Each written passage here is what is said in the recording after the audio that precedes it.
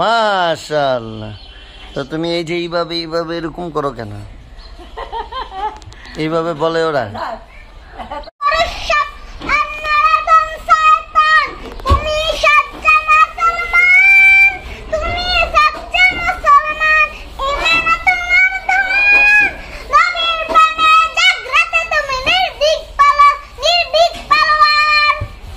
আবার বলো শুরু থেকে আবার।